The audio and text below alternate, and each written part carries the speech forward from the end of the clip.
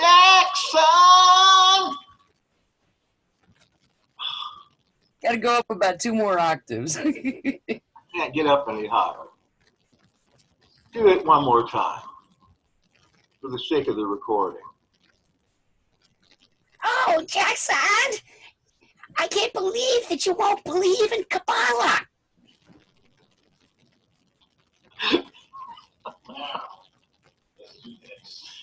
That's fun. Okay, I'm going to hell, but you're driving the bus. Yeah, right. Okay, there you go. If any place I'm intending to go to, heck, because all my friends are there at once. It'll be one continuous argument. Yeah. Woo. I'm going to get another pair of steampunk glasses. One side has an ocular thing, like a Borg, and the other side has 2 monocles that come off of it. That might help tying lures onto fishing line. I was thinking that they'd be great fishing glasses because you could just hook the hooks right on. And what is our mic? It's right in the middle. Our Nessie. Can you hear me? We've been using the Nessie today. I'll be I showing can you. hear it, yeah. The Nessie mic, right here. Where is it? The Nessie. Cool. That is a nice mic. Yeah. There's a Bishop Rodriguez. Governor Staten. Oh my gosh, we're all on here at the same time. What left the bus? Yeah. Going to talk Oh my God! about a very controversial subject, I guess. I really didn't want to do this now. Too conspicuous. And this is going to go on the podcast. The Yetcast. The Yetcast. You know, when you talk now, the camera is always going to be on me. Oh, yeah? Should I turn it over on you? You may. Mm-hmm. You don't have a webcam that's all built into the computer, right? Oh, I need screwdriver to do this.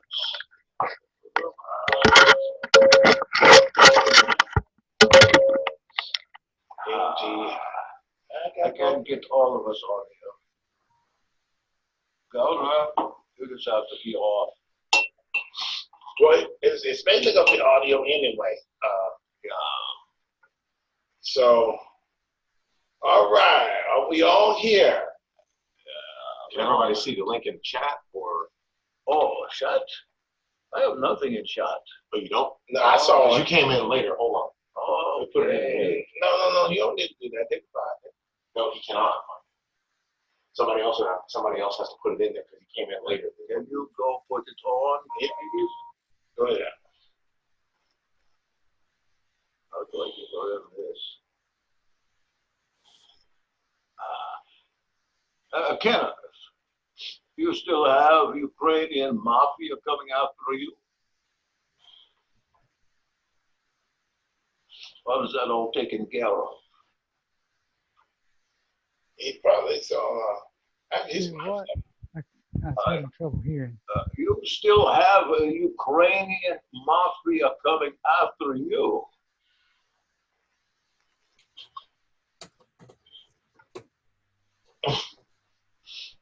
Okay, just forget it. Can you hear this all right? This Nessie set up for 3 people. I mean, 2 people and somebody that is really not here. Can you hear it, Kenneth? You're coming through very well. I can hear you guys all right. I'm going to go check my internet, though. It's goofing up. Yeah, I'm gonna take my headset off and see if that helps. Can you hear me? Put the screwdriver in your ear. It comes out the other side. Colonel Leon Trotsky, right? No. I think it. Yeah. Oh wow! Talking about scary movie. Yeah. Where did Trotsky meet his end? Do you remember? In It was in Mexico. Mexico. 1940. And they killed him with an ice With an pick. ice pick in the ear. Yep. So yeah, I put that link there. It is what I found on a little bit on the marriage contract of where it came from, and it comes from. Just tell you a little bit. The first century. That's about where it starts. Apparently. The fact that matters, and that's interesting that it starts in the first century. That way. First century CE, they say. Okay. Yeah, Common Era, or we would say, of course, AD, because that's our master. Why don't we read this? It's not long. Okay. Hold on. Let's take care of some housekeeping business. Ready? Hello and welcome to this edition of the Yetcast. I'm your host, Bishop Daniel Ben Regesh, and I'm joined by my mysterious co-host on this afternoon. I'm joined by Bogdan Shroomkoff, and I'm joined by Elder Johannes State. How you doing today, this afternoon, guys? Doing good. Well, if you don't mind, I told that and I have gas on. All righty Alrighty now. now. We can work with you on that. We have gas X in the cabinet over there if you should need it. But I want to talk about a serious subject on today. But before that, we have some housekeeping things we want to do. If you want to join us on Facebook, you go to Facebook.com/YAHADEASTTN. our man, and if you want to hang out with us on Twitter, you may do that by At YAHADEASTTN. oh man, and if you want to look at all of our religious videos that we have created, you may go to Bishop Regesh's channel on YouTube. Also, if you want to call for our service times and locations, you may do that by dialing 423-790-1651. That's 423-790-1651. You mind if I put my link on here? What's your name? If you want to get hold of me and listen to what I do, my link on Twitter is HOWTOCHOOSEAKTUBATH You can also get me at JEWISHMARIAGBCONTRCTBWEDDING and sign 326941823. Oh my goodness. Thank you very much, Malcolm. So you could call us and we'll counsel with you, we'll pray with you, we'll minister to you. That's our job here at the Heart of East Tennessee, is to be the builders of the wall. And in order to build the wall, sometimes to build the wall, you have to overcome a lot of things. So we look forward to seeing you and having you here, and we'll go on from there. Today, we want to talk about a very serious subject. It is the subject of marriage contracts in the body, not necessarily contracts, but marriage ceremonies. Any type of ceremony, and I'm going to start it out with this premise. I am starting to notice a very disturbing trend in the HR community and in the Enochian community that couples are getting married in these movements, and they are doing away with the traditional way of doing this by coming under the covering of a community for accountability of any type, and then just refusing to do that. They believe, and this is what I've been hearing, they believe that all they need to do as a couple is to say private vows to each other, commit to each other, and then just have sex. Here's the problem with that. It's all well and good. It sounds very novel, doesn't it, Bogdan? Sounds very novel. Yes, it certainly does. I know many people. Exactly. Sounds very novel, doesn't it, Elder State? Sure, it does. Yeah. But at the end of the day, what people are not thinking about is when they do this, because they have taken away all vestiges of structure, all vestiges of order, all vestiges of accountability and responsibility. Often the danger that they find themselves in. And I would submit to you today that people who do this, and I don't care, you can unfriend me if you want to, you can never call me again, but you tell them that I said that you are participating in a demonic ritual, and that practice is of these. Paul warns us about doctrines of demons, forbidding to eat meat, forbidding to marry, and doctrines that are just like this, that destabilizes the home and the family rather than unifies. So, Bogdan is going to read us an article, and then we want you all to assist us in discussing this article. And we're going to take our time with this. We may put this out in 2 installments, but we want to take our time with this because we've had something like this recently happen to the Yahad. And we want to know what your thoughts are and where we need to go from here. Maybe Cat should read it. Oh, okay. Actually, I think we should get Bishop Snyder in the room to read it. Bishop, come on in here and read this article for me. Ketubah is a Jewish marriage contract that is signed just prior to the wedding ceremony. I tell you what, I'd marry Babushka and Galoria. We have she bring key and the other bring tuba. Why, you venereal disease-minded man, you. Traditionally, the ketubah has been written in Aramaic, with specific language outlining the groom's financial obligations to the bride. Wow. And is then signed in the groom's presence by 2 male witnesses. That's correct. I signed. I thought they had a ketubah. But I participated in this process. Okay.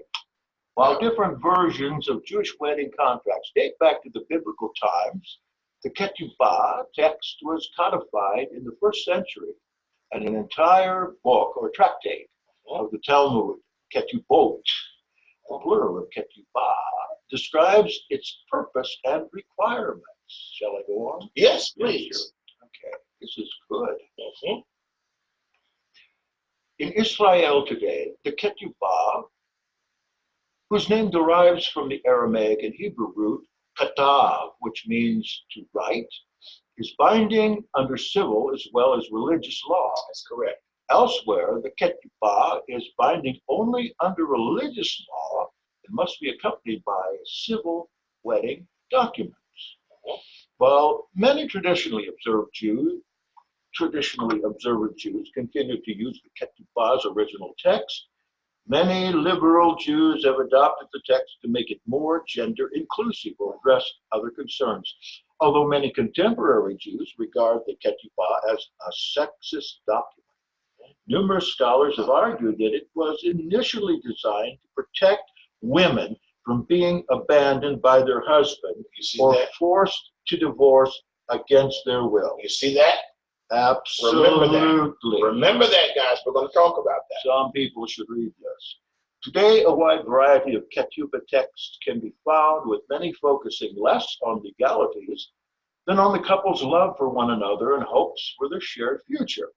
Some have been adopted specifically for same-sex couples, while others are adapted for interfaith couples. I'll scratch your eyes out.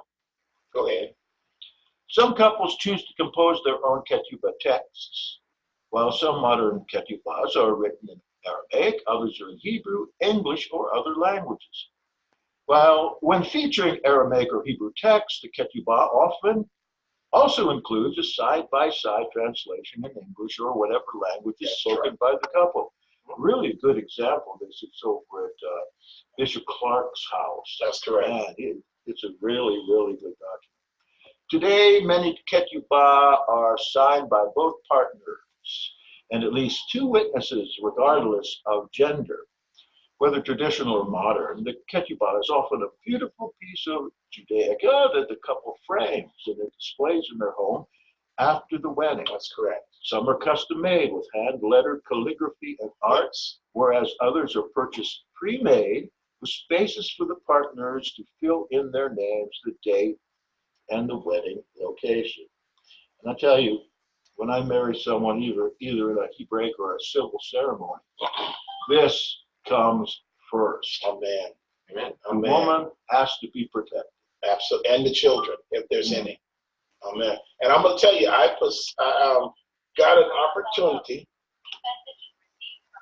I got an opportunity to participate in this type of ceremony with one of my fraternity brothers. I was getting married down in Aventura, and I considered it an honor as somebody who was a Nazarene Israelite believer to be asked to be one of the signatories on their ketubah. And here's the way they did it. They are what we would call conservadox, pretty much modern Orthodox, but they're very strict. They don't write on the Sabbath and things of that nature. And I've stayed in their home many times. I've even babysitted their child, as well as I baptized him as well after his bris milah. What they did with me is the wedding was set to include me as somebody who was visually impaired. I was one of the groomsmen, and I was the ring bearer, and I was more nervous. They like, man, you ain't like you're the one getting married. But I considered that an honor. But he is correct. They read the provisions of the ketubah out in front of the congregation, and when they get to a certain point in the stanza, the congregation along with the couple will say Amen, ve Amen.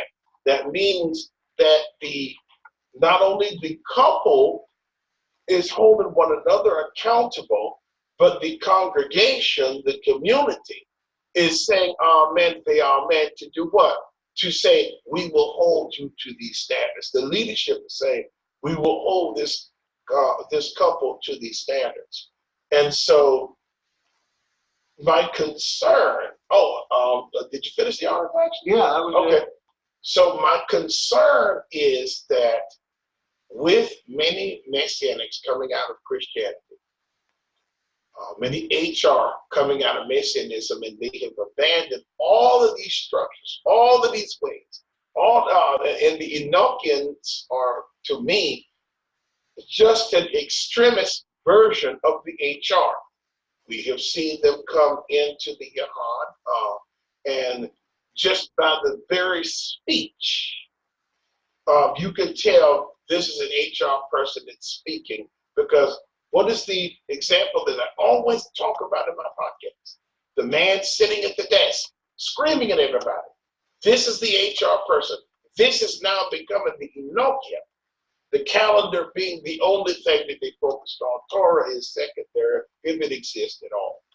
So here's my point of contention, my point of discussion. What is it that we do? What should we do to take care of the issues with regards to marriage in our movement? Ceremonies of any kind in our movement. Oh, shut up. Oh, not you, Bishop.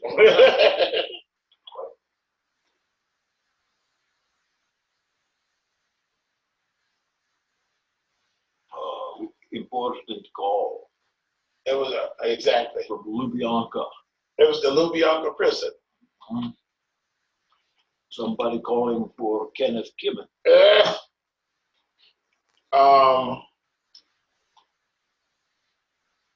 What are you doing, girl? Just disconnected. Okay. So did you hear my question? Not really. Okay, let's try this again. Okay, so my contention is, and my point of discussion is, what should we as a Yahad be striving to do with this dangerous tide of lawlessness that we are starting to witness with regards to ceremonies, marriage ceremonies, bar mitzvahs, bar bat mitzvahs, brit milahs, candle lighting, anything like that. What should we be doing? The focus today is really on marriage ceremonies and ceremonies of rites of passage. What should we be doing about this type of stuff? Anybody?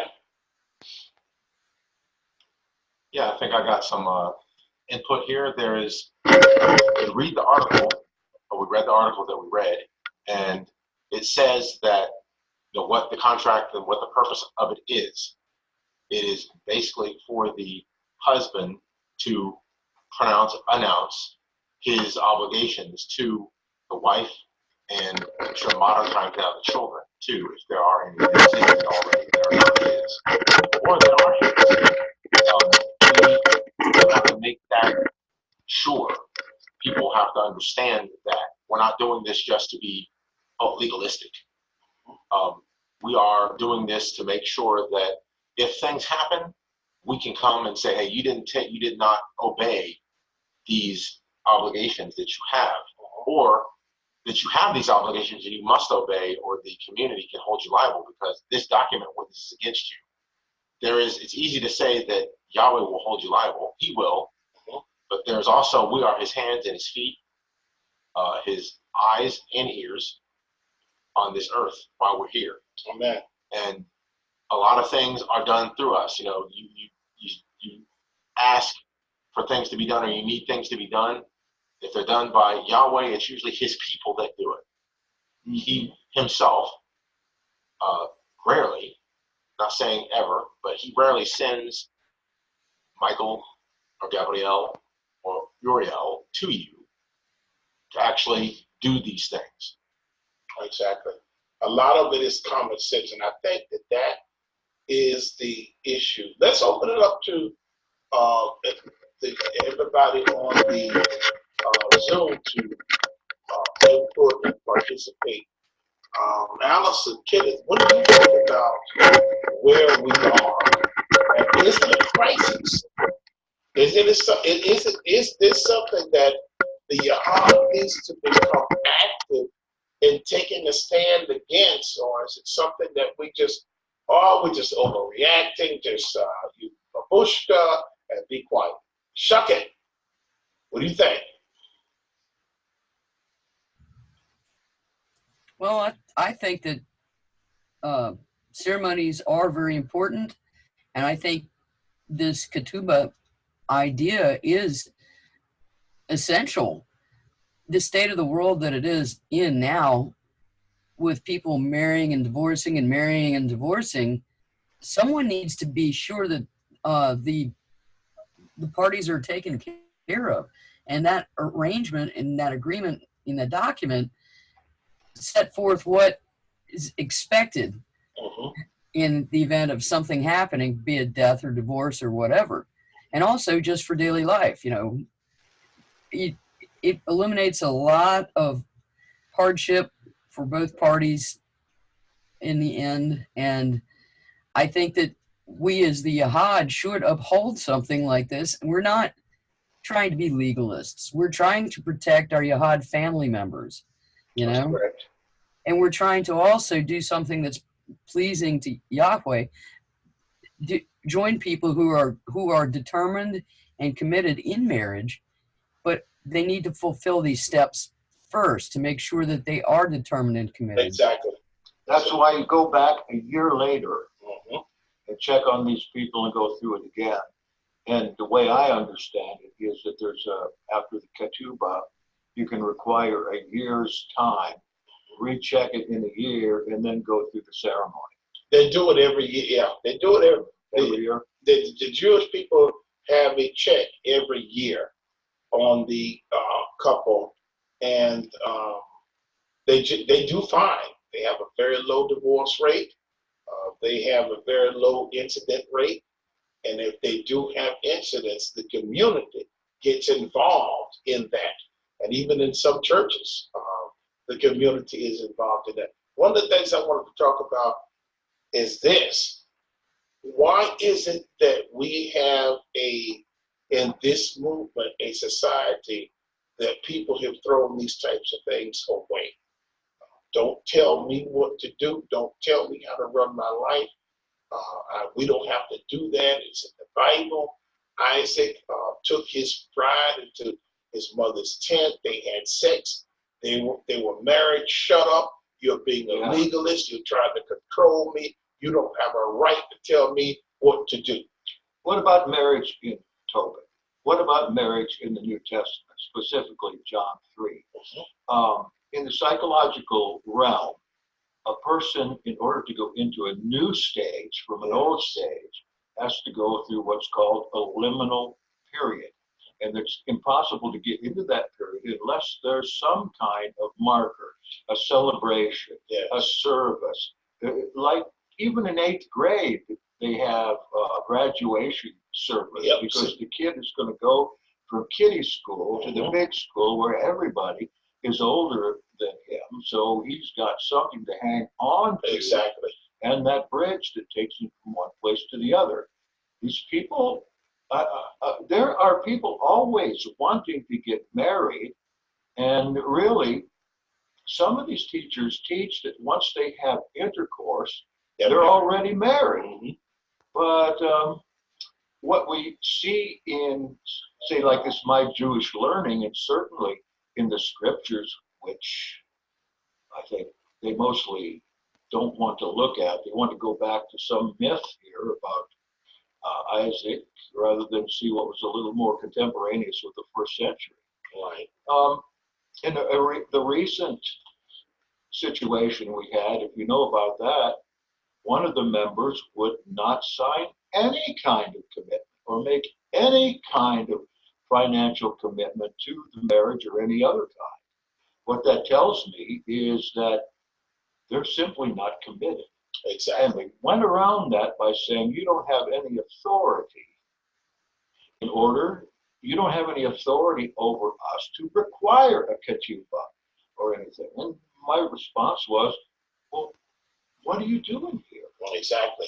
What can I do for you? Nothing.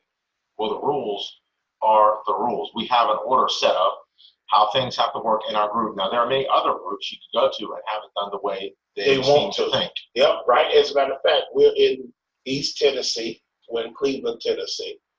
There are some congregations that believe in that practice, but most of the congregations here, you are not going to get away with that. You're not going to get away with that at the mother church, and you certainly are not going to get away with that at any of the other donors.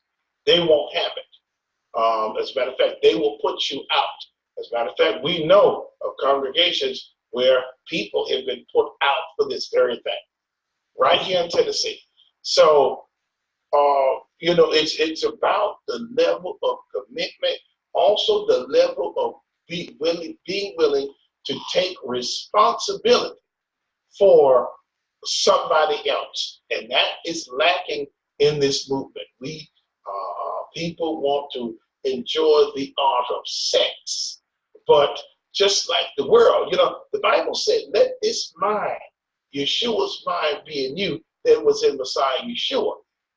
When we come to this, there has to be a change in our lives. And so when people like what we just experienced come to us and say, "You are going to do this my way," and then they won't walk. That's the problem. They won't walk. You don't have any authority. We need to go back to the Nazarene Acts. We need to go back to the Bible.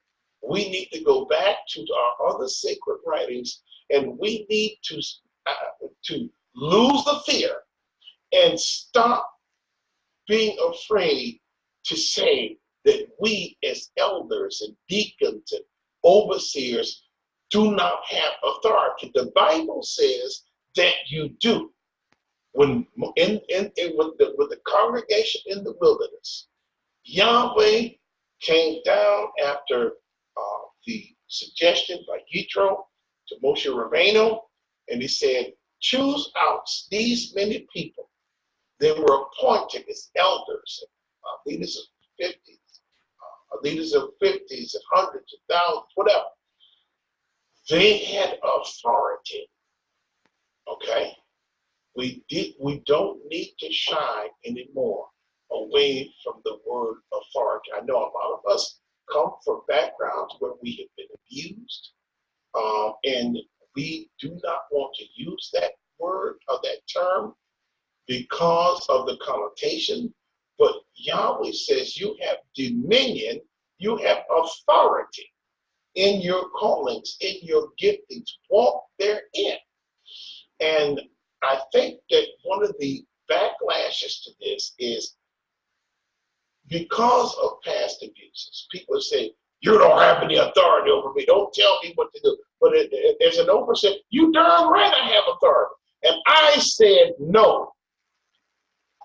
But what about it? You say no. This is what happens.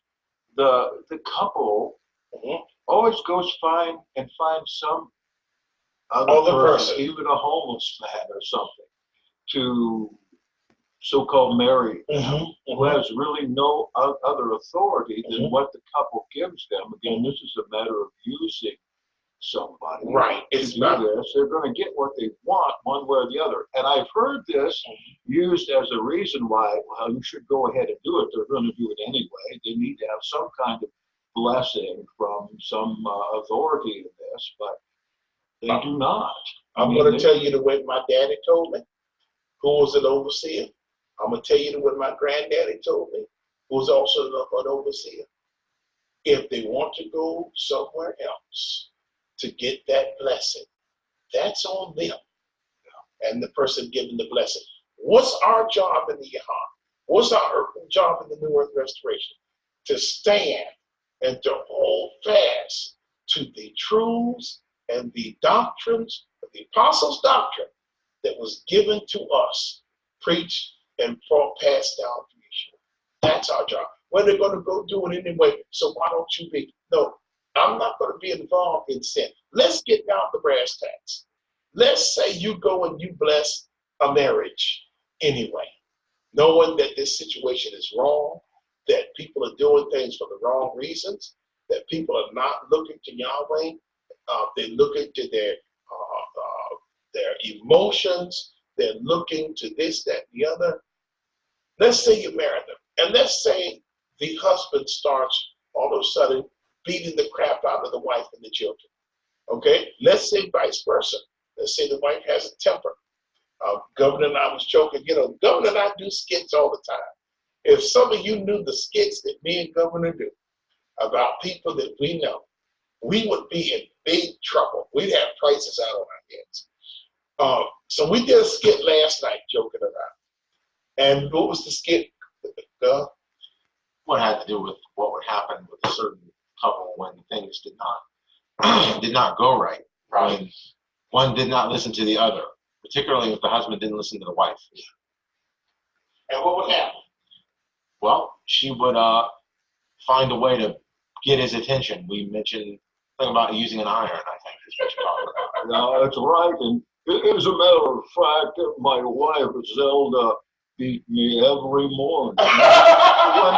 When the people ask me, well, why do you feel so bad again today? I have to say, that Zelda beat me again. And I can see, and we're laughing about this, but this goes on every day in this country. This goes on every day in this country. Not just men are beating women, but women are beating men. I mean, yeah, so she hit me with a big spoon on here. I mean, that's why I'm deaf on. She hit me on the right side. I'm deaf on the left side. Come on, you can talk to me about that.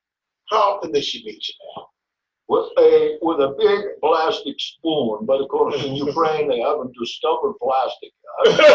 So a big spoon is something they cut out the side of a tree, and it resembles more a big club with a hole in it. And I tell you what, She beat me on the left side, and I went Deb on the right, and that's why I have arthritis today. It's that simple. But these things really do happen. And there's got to be protection, not just, actually, before I do that, let me just do this. Also, the state is starting to crack down on ministers who perform illicit marriages, particularly here in the state of Tennessee. I had to check to make sure that I was good. The state of Tennessee told me that I was good to do marriages, because if you have your marriage done by just anybody, Online minister. or even especially an online minister that does not know you, you can get in big trouble. Also, let's say the couple decides, the man decides, or the woman decides, I'm leaving, I ain't gonna put up with it. I'm not gonna put up with it. I'm done with you. They can come back on the minister. They can come back on the minister. And also, you have another situation to where children are exposed to abuse. Absolutely. So we got to be careful. We have to be careful as to how we allow these types of things to go on, because Yahweh's going to hold us responsible. There's another condition here that's coming into law, and that is that the minister has to be in good standing with an organization That's correct. that is In good standing. in good standing with The state. the state. And then they say, well, we want nothing to do with the state. But it doesn't work that It way. does not work that way. You don't get the right to say, this is the United States of America. And I'm going to use this word, so please don't be offended. So if you want to just find some girl to hunch, then by all means do that. Yahweh calls that prostitution. Okay? You want a whore, then that's what you got, a whore.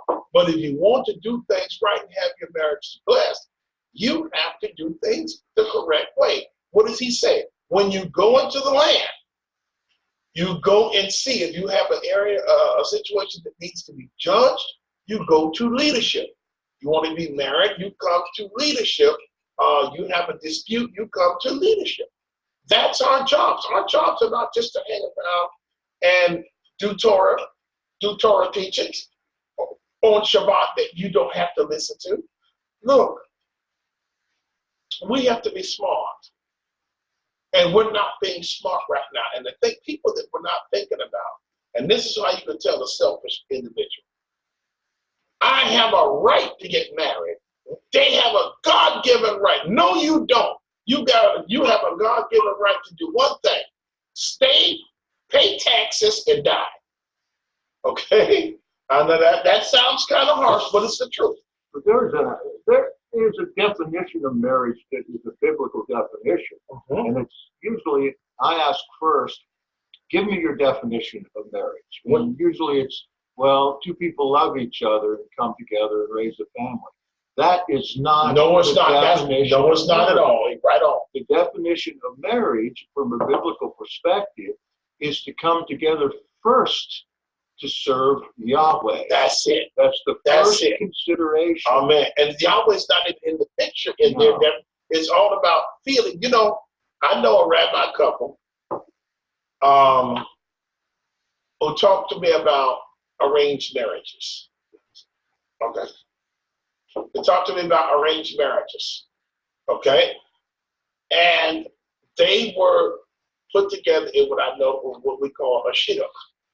And so, I'm interested. I'm like, listen, you two kind of tight. How y'all working out? You know what I'm saying? How does it, what happened, man? You good looking man, and you over here, a good looking woman. How did this work out? How did y'all find each other? How did y'all learn to love each other? And see, when they get married, these marriages are not necessarily about love. No. You grow into love.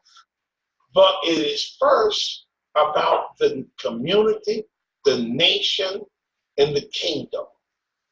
And so these guys get married, these ladies get married, and they got these women, and they learn to love these people. I'd like to hear what Diz McCoo has to say about this. Yes, you've been quiet since the very first. Do you have anything to add? I know that you're, checking your Zohar book, checking it out. What do you got? Well, I think that Bishop Daniel's on the right track.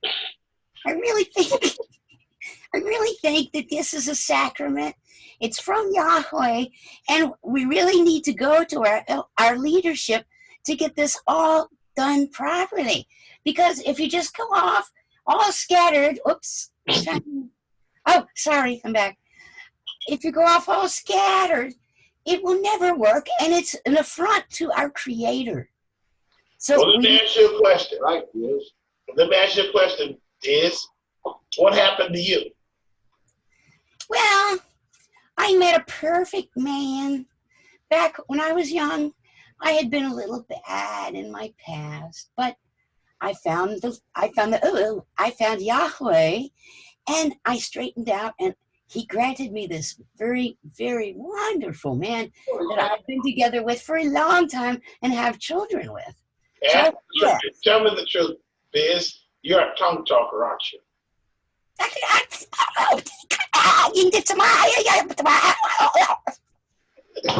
What? Oh, sorry. What about that thing you were chasing around last night? What was that? Oh, Shadow. no, I get thinking and talking, and I go so fast, and then something catches my eye, and Biz, you're demon possessed, aren't you?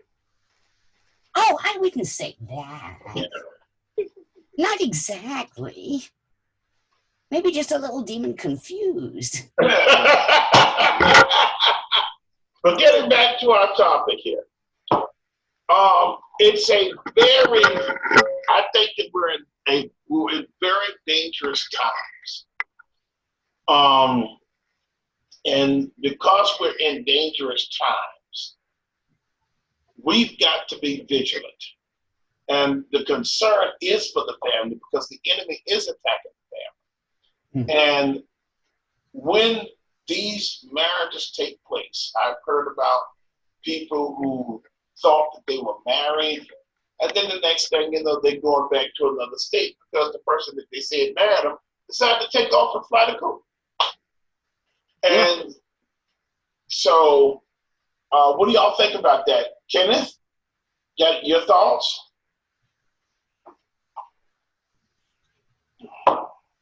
You're muted. Take off your mute, Kenneth. I think Kenneth went squirrel hunt. Anyway, anybody else have any thoughts on this? I think you're right. If there's no sort of law or any consequences about the state of marriage or the state of divorce, people can just take off whenever they want. And that's The law is to protect the people who need the protection, the innocent ones, and the ones who are more weak and helpless. And it's the law is not a bad thing. Everyone talks about law like it's something they need to spit out of their mouth. right. It's really there for your protection. Exactly. I was looking at Romans 2 today, and I might want to quote a little of that if it's all right. By all means. Yeah, because there's something there that's very significant, but the language is so dense that you have to listen closely to get it. Okay, here it is. Oh, I'll do the best I can. This is rather long. I don't know if you want to hear it. Take your time. All right. Paul says, therefore, you are inexcusable, O man. Everyone who is judging, for in what you judge the other yourself, you condemn. The same things you practice who are doing the judging. And we have known that the judgment of Elohim is according to truth upon those practicing such things. And you think this, oh man, who are judging those who such things are practicing and are doing them, that you will escape the judgment of Elohim? or the riches of his goodness, or the forbearance and long suffering you despise, not knowing that the goodness of Elohim leads you to reformation. But according to your hardness and impenitent heart, you treasure up to yourself wrath in a day of wrath and of the revelation of the righteous judgment of Elohim, who will render to each according to his works. To those indeed who in continuance of a good work do seek glory and honor and incorruptibility, life, age, during. 8. And to those contentious and disobedient indeed, to the truth and obeying the unrighteousness, indignation and wrath. This is about hypocrites. Right. Tribulation and distress upon every soul of man that is working the evil, both of Jew first and of Greek. And glory and honor and peace to everyone who is working the good, both to Jew first and to Greek. For without law, you did sin. Without law also you will perish. And as many as did sin in law, through law will be judged. For not the hearers of the law are righteous before Elohim, but the doers of the law will be declared righteous.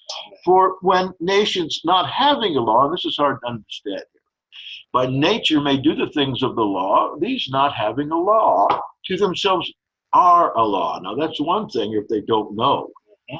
Who do show the work of the law written in their hearts, their conscience also witnessing with them, and between one another in thoughts accusing or else defending, in the day when Elohim will judge the secrets of men according to my good news through Yahshua Messiah. Lo, you are named a Jew, and these guys all name themselves Jews and still do the same thing, and you rest upon the law and boast in Elohim, and know the will and approve the distinctions being instructed out of the law, and have confidence that you yourselves are a leader of blind ones, a light of those in darkness, an instructor of foolish ones, a teacher of babes, having the form of the knowledge and of the truth of the law. You then, who are teaching another, yourself you do not teach. That's it. You who are preaching not to steal, do you steal? You who are saying not to commit adultery, do you commit adultery? You who are abhorring the idols, do you rob temples? Do you who in the law boast, through the transgression of the law, Elohim, do you dishonor? This is a perfect description of what we have been experiencing. For the name of Elohim, because of you, is evil spoken of among the nations, according as it has been written. These people are a law unto themselves. They know the Torah. They speak the Torah. They pretend to be very versed in Torah, but they find loopholes. They find difficult to understand passages, or they'll take proof texts out of there and say, this is for me. That's correct. For circumcision does profit. If law you may practice, but if a transgressor of the law you may be, your circumcision has become uncircumcision. Exactly. If you therefore the uncircumcision of the righteousness of the law may keep, will not this uncircumcision for circumcision be reckoned? Yeah. And the uncircumcision by nature fulfilling the law will judge you who through letter and circumcision are a transgressor of the law. This is hard to understand, worth parsing out more. For he is not a Jew who is so outwardly, neither is circumcision that which is outward in the flesh. It's the letter of the law. But a Jew is he who is so inwardly. And circumcision is of the heart, in spirit, not in letter, which the praise is not of men, but of Elohim. So when somebody's putting forth certain conditions on whether you're a Torah believer or not, like somebody here recently did me because I speak the sacred name Yahweh, your God is false because you don't use Yahuwah. They're setting up themselves for a very big trap. In their righteousness, they are unrighteous. That's correct. And then we have to be not afraid to call these things out, because these people, like you said, they are a law unto themselves. Don't tell me what to do. Don't come against my authority as a husband. Don't come against my authority as a wife. The truth of the matter is this: Numbers chapter 16 all over again. There was a simple solution. This particular couple we're talking about didn't have to come to us. No, That's a simple solution. but or if you believe that this is true, then what you need to do is go to your house in Wyoming or Ohio, wherever you're from, and you say your vows to yourself, have sex, you come out and declare yourself married. What is the truth? What's the truth? That people intend, it's just like homosexuality. They want to force you, force me, force everybody in the yard. You will accept this my way, and you're going to like it. You're going to take it. You're going to like it. You're not going to open your mouth. Because if you open your mouth, I'm going to yell, I'm going to scream, I'm going to flex my muscles. I will even threaten to punch you in the face. Yep. Because I want to rule you. The same thing that they don't want to do, here's the problem. The same thing that they don't want you doing, they will do to you in an instant. The situation here this week, that's exactly what happened. And the so-called husband there had to be restrained to keep from punching me in the face.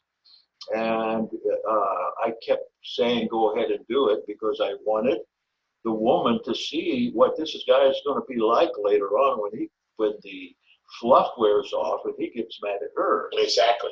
And this guy's big and muscular, and he could kill somebody. We don't know anything about it. But yet, that's another thing. We don't know anything about the people. See, the problem with, and I'm labeling HR and the Enochian movement.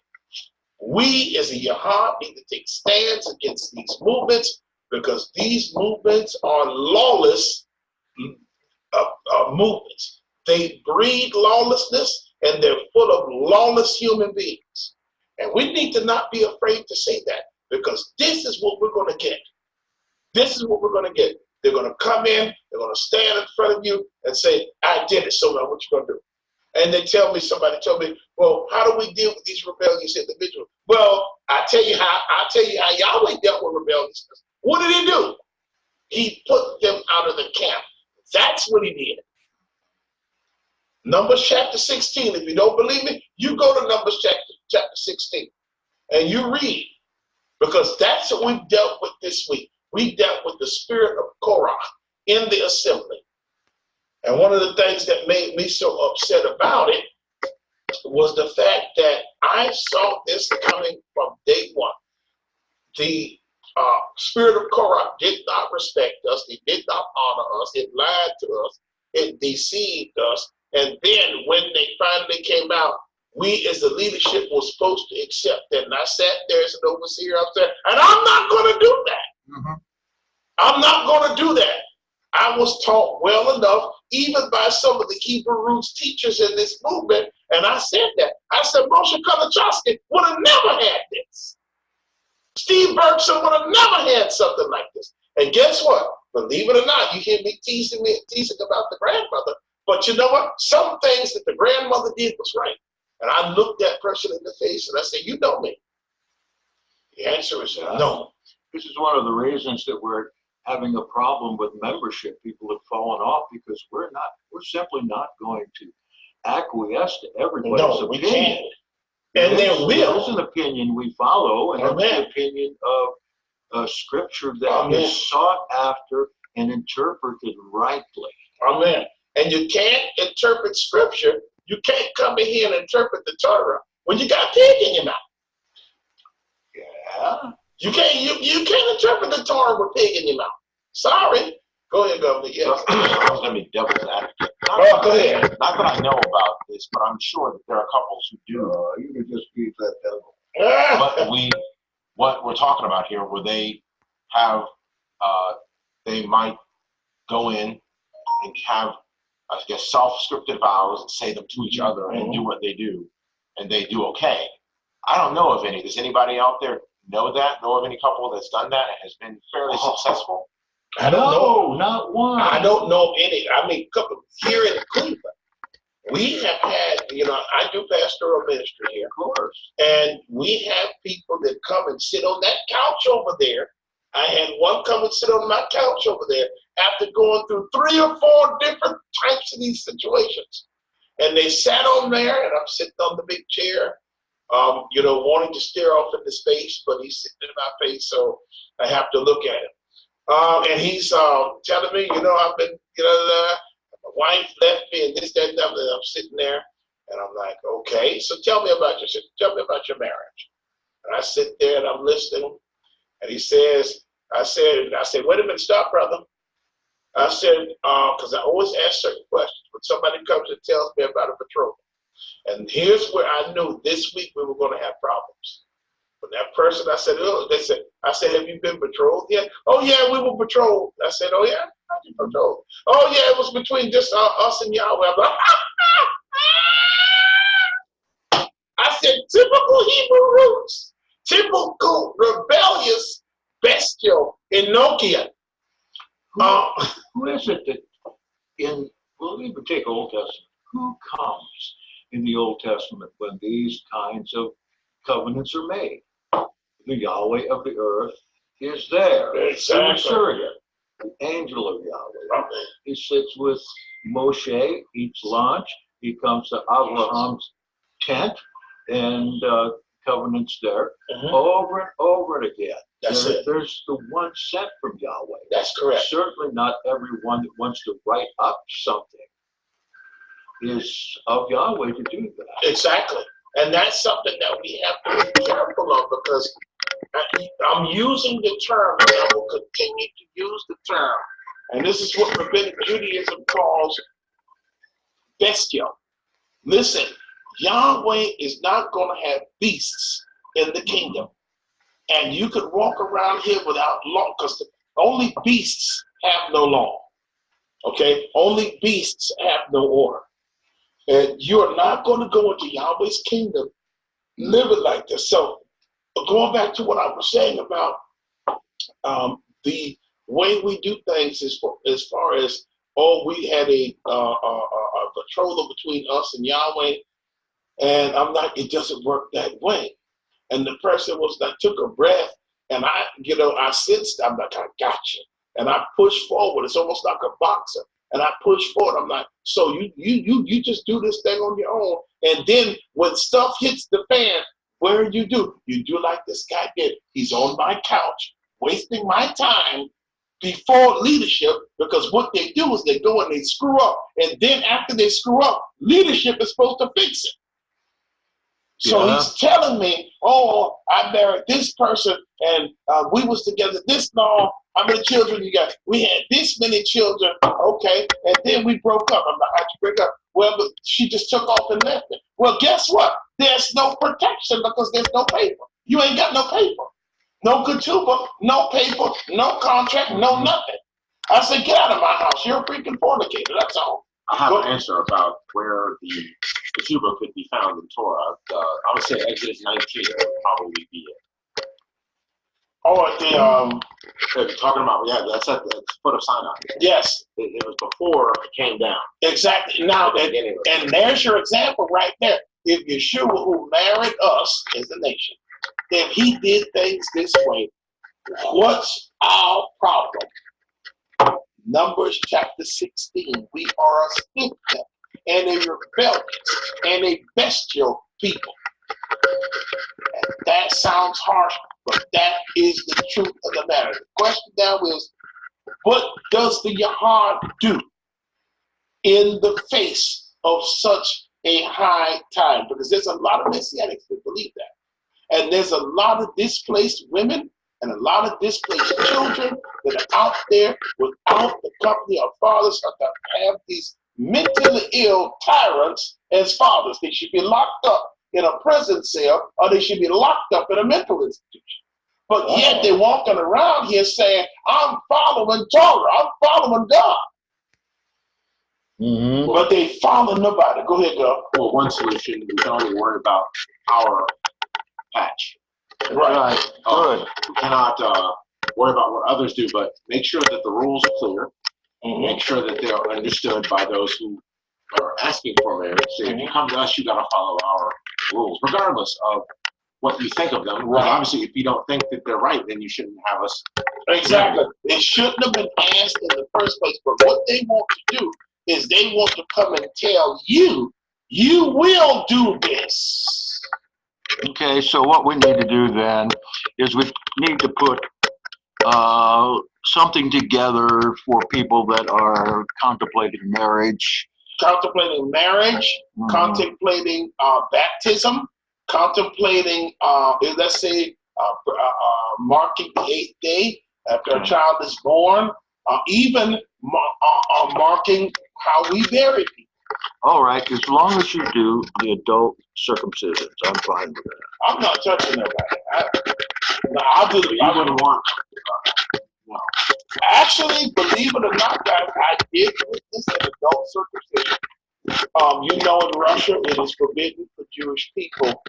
I don't know how it is now, but I know this guy was from the 90s. And when he came over, they moved over to the United States. He joined in college, and so he was an adult. And they had the rabbi there, they had the position there, and he did his brit milah.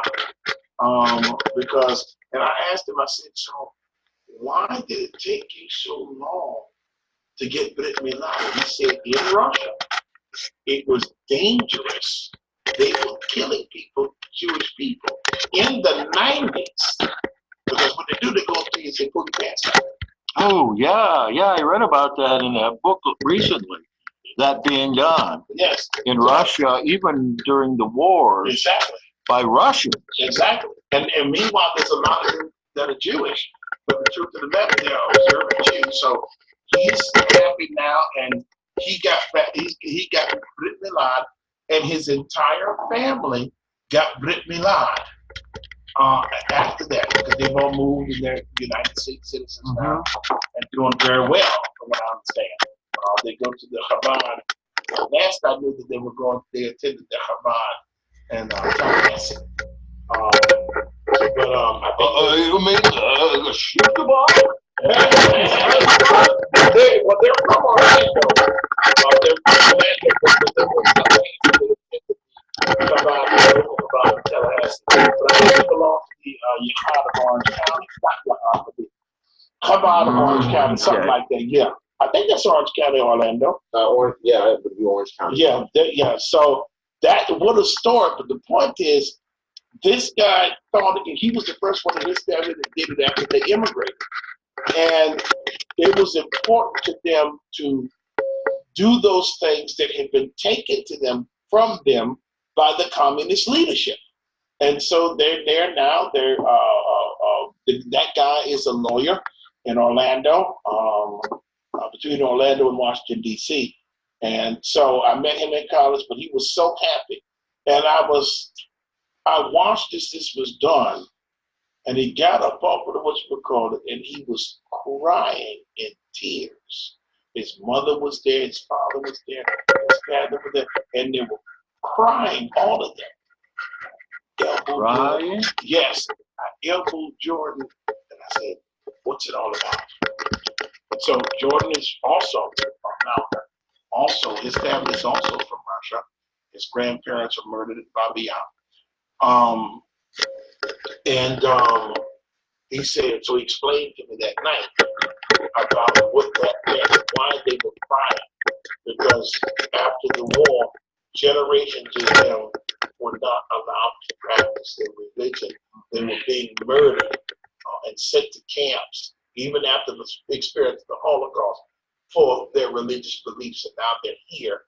And what you saw was just that emotion when they did the brit milah and when they went through the process. And I'm like, that's pretty cool. That's pretty cool. So coming back to us, these ceremonies mean something. And a lot of us have thrown away tradition. And because of that, we don't know how to mark things. We don't know how to mark the starting of the Shabbat. We don't know how to mark the ending of the Shabbat. We don't know how to mark the Passover season. There's a lot of things we don't know how to do. So what do? We think we're abandoning tradition, but at the same time, we're also creating traditions. We're creating, they're talking about, I'm not for man-made tradition. You're a doggone liar. Because if you go out there and speed, they're going to do two things. They're going to stop you and give you a ticket, and if you get too mouth, they're going to throw you behind in jail. That's for sure. Okay? We do follow man-made laws, and we do follow man-made traditions. And we're supposed to. Exactly. To a godly extent. Exactly. Yes. Exactly. Now, if they tell you to break the Torah, that's a different ballgame. But simple things like obeying the laws of the land, then of course you do that. But people are just bred to be lawless, it seems like. And one thing Mike Wyndham talked about, that I don't know if you guys caught. Now, Mike Wyndham is reformed on this, but Mike Wyndham talked about this off-grid militia mindset that he was involved in. You remember that, Jack? You remember that, Gov? Yes. He talked about that, and I believe that's where a lot of this is coming from. We're getting these types of people into this movement. So these are the types of people that feel that they have been crushed underfoot by society. They feel that they are a law unto themselves. They're their own kings, protecting their own homestead and kingdom. And so they've started making up their own laws. The problem is that those laws that they're making up are not the laws of the Bible. Thoughts? Allison, what do you think? I think you're right. I know several people like that. They've been associated with either some sort of group that's kind of paramilitary or just generally off the grid. And I think they set up their own laws. They scoff at the accepted laws, and they act like the only ones that make any sense or are righteous are the ones that they follow. And it can completely conflict with, our Father's laws as well. And because they have figured it out, they've thought it out, it makes them comfortable to think that they only have to follow. I think we lost Allison. What did you do? No, she didn't. It might be her internet. She said something about it. Okay. But I think that her point was that she'll probably come back in. Yeah. So she agrees that there is something wrong. So that being said, what is it that we are doing that is drawing these types of people? The answer is really nothing. We're in this movement. We came out of this stuff. There's not anything we're doing, per se, to draw them. It's the fact that we exist as a group. They come. They think that we believe the same things that they do. While, there are many interpretations of scripture that you can give. Not all of them are right. Not all of them are wrong either. Not all of them are wrong, right? But then the fact is that, about this issue, you have a big wedding celebration in John. You've got a couple other wedding celebrations mentioned in parables, and they're of that form. It's not just simply a very simple thing going on. Right. It's quite a complex thing. And of course, maybe it did build up from the simple to the complex, but nothing is wrong with complex at times. Think about this. One of the things I want to make sure, I don't know, was that in John? The wedding at Cana? Yeah, John chapter 2, I think.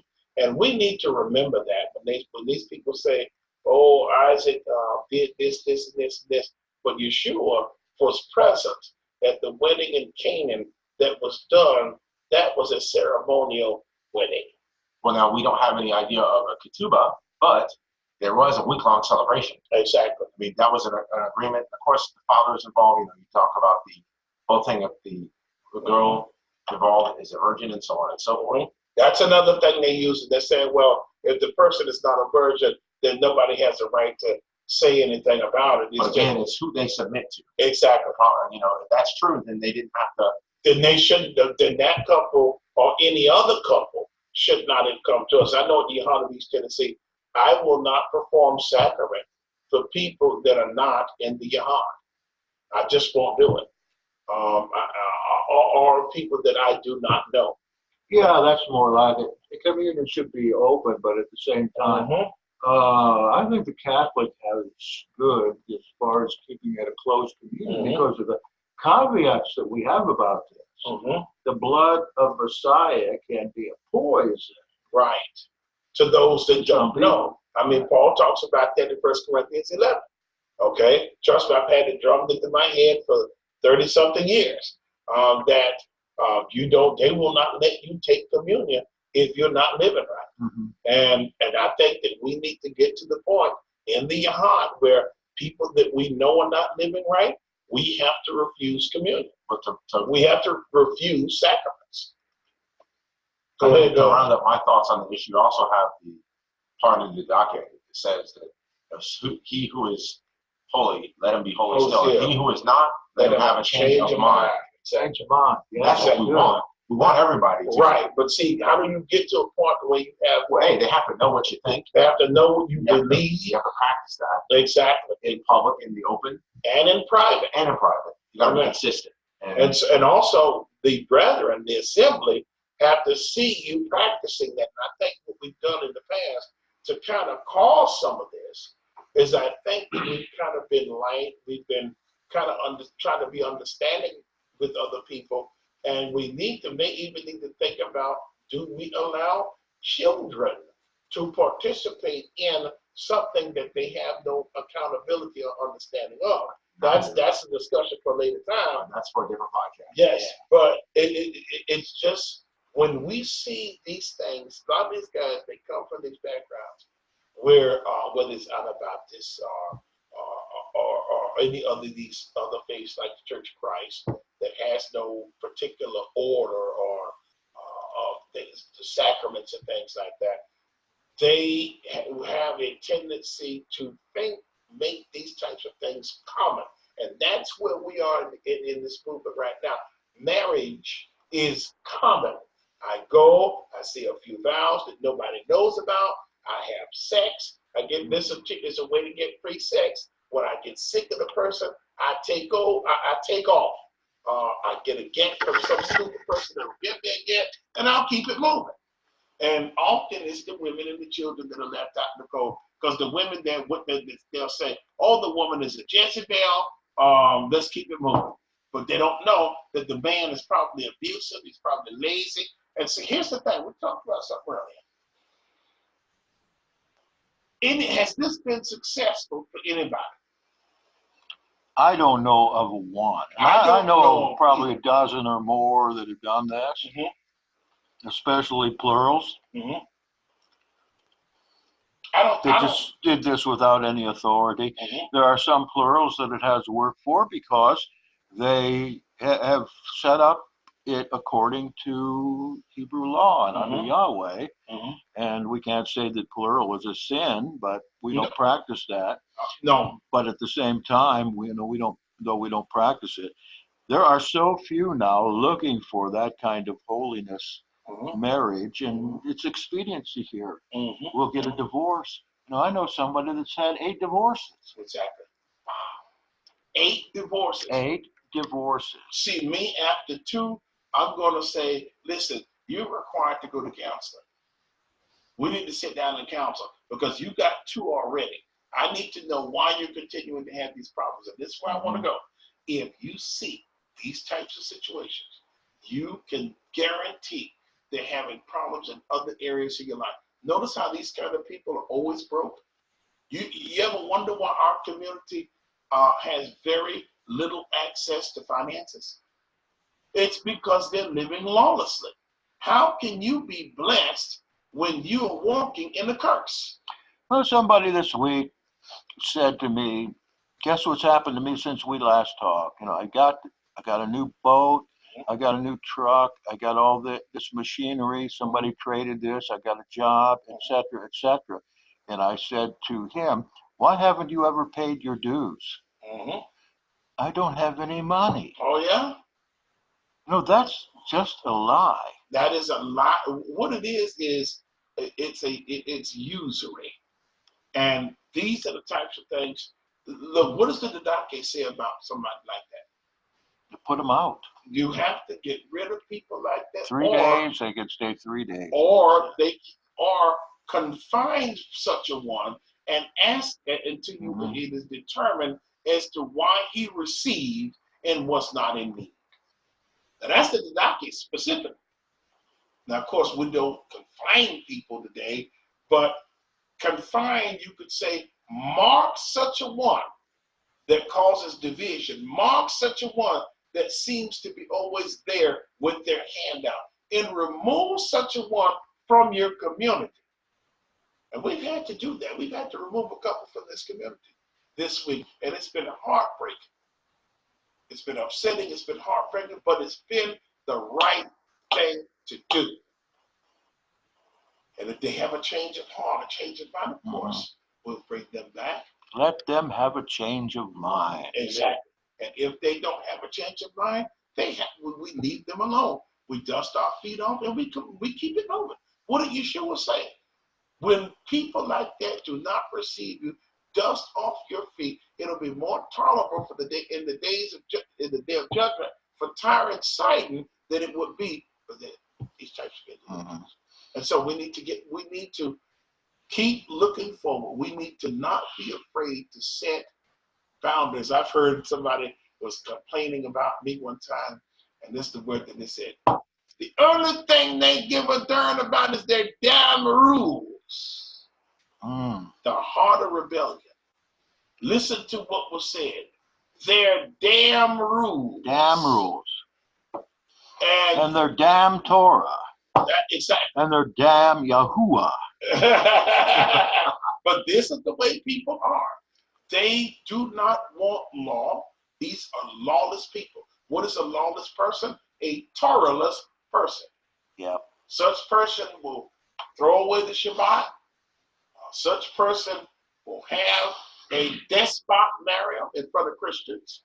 And these are things that we as Torah observant people must stand against. So I would suggest that the Yahad began to really do some soul searching. We need to just do solid teaching from now on. But our time, I'm afraid, is about up. Yes, it is. Anything anybody wants to add? You go ahead. Anybody? I don't think so. I'm thinking that we've, the long and the short of it is that we have to do what we can do in our patch, in our little group. And those that come to us, we have to tell them what the standard is up front so they can refuse or not. And also, let me throw this too. We need to make sure that we're all involved in the process as leadership from hour one, because what happens is somebody will go over there and they'll get somebody in the corner and they'll get them to agree to certain things. Nobody else knows about it. So when the enemy starts coming, bah, bah, bah, bah, you say this, bah, bah, bah, bah, we can't necessarily think that because somebody fall off and make it all. That's some of what we saw as well. Because what did the enemy first say? You said I could do this. You said that I could do this. You gave me your permission. What are you talking about, you liar? Well, why don't you get yourself a little glass of wine, a piece of cheese, a morsel of bread, and just rest the rest of the day here and say a prayer for us? No, we got a lot. We have a lot of work to do. But okay. But we're going to wrap this up here. I think this has been good. We're going to edit this and we're going to get this up. You can find this on our podcast site and tell us what you think. Amen. Hey, amen. We love you. We'll see you back here next time on the Yahad Yetcast. Thank you, Ellison. Thank you, Diz. Thank you, Kenneth. See you later. Bye.